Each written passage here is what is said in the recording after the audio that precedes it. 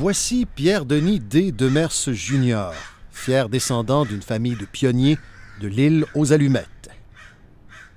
À la fin de son adolescence, inspiré par la réputation et le parcours de son grand-père, Albert Demers, Pierre-Denis D. Jr. quitte son patelin pour entreprendre des études à la prestigieuse Faculté des Arts de l'UQAT, la University of Quebec in Abitibi-Témiscamingue. Les arbres qu'on voit en face. Oui. Donc, c'est une belle bâtisse et c'est donc le bâtiment qu'on veut... C'est là que j'ai subi le premier choc parce qu'aucun de mes collègues, aucun des autres étudiants savait qui était mon grand-père. Puis, je pense pas que je sois fou en affirmant qu'il a réellement influencé l'histoire de l'art au Canada, que ce soit avec les sculptures de bois ou avec ses tableaux de pêche. Dans les années 20, le jeune Albert Demers se rendait au marché de Pembroke avec son père, où il vendait à fort prix ses œuvres aux touristes ontariens. Or, il est difficile de trouver trace de son œuvre à l'extérieur du réseau des vides-greniers des quartiers cossus de l'ouest d'Ottawa. Colin, je veux dire, demandez à n'importe quel spécialiste de l'histoire de l'art, et c'est sûr qu'il va savoir qui était Albert Demers. Non, je connais pas. Ce que je trouve dommage, c'est que les gens ont commencé à oublier l'impact qu'il a eu pour le rayonnement culturel dans le Pontiac dans les années 30. C'était l'âge d'or d'Hollywood. Des vedettes sont venues ici juste pour son talent.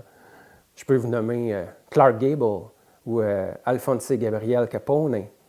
Et je vois, là, c'est une réaction typique, mais je vois votre regard là, un peu perdu. Là.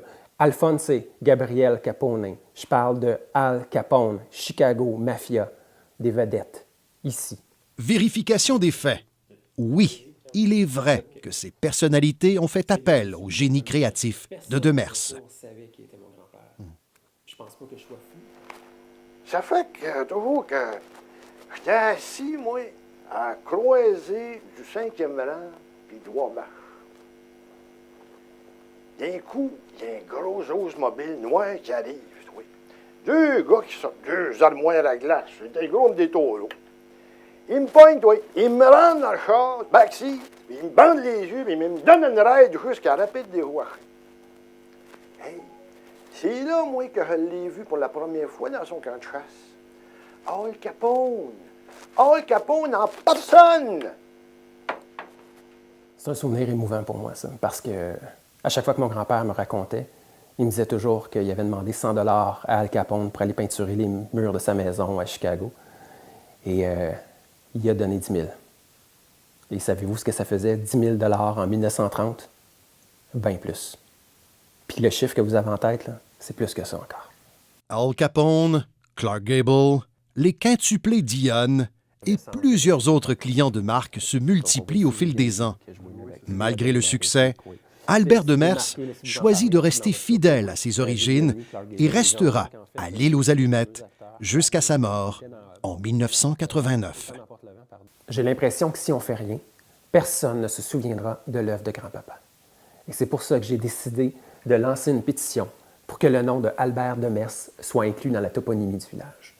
On a des noms de nazis là, enlevés de nos rues. Là. Bien, je pense que ce serait le moment idéal pour rendre hommage aux artisans d'ici, dont mon grand-père. Mais vous êtes rendu à combien de signatures? 17. Pierre-Denis D. Jr. est ambitieux. Il ne s'en tiendra pas à sa pétition. Il est en pleine démarche pour faire de la demeure familiale un site patrimonial. And he's a big artist, and I just need would you be interested to sign it to just... Yeah, okay, good. It's gonna be... L'objectif, c'est de ramasser 7 500 $ pour restaurer le site. En gros, ce qu'on veut faire, c'est un musée. Et je ne sais pas si je peux vous le dire à cette étape-ci, mais j'ai déjà communiqué avec l'arrière-petit-fils de Al Capone pour savoir s'il est intéressé à investir dans le projet. C'est maintenant à la population locale et aux autorités politiques de décider si elles veulent perpétuer la mémoire de leurs plus illustres citoyens. L'avenir de ce site patrimonial appartient désormais à la communauté. Ici Martin Vannes, à l'île aux Allumettes.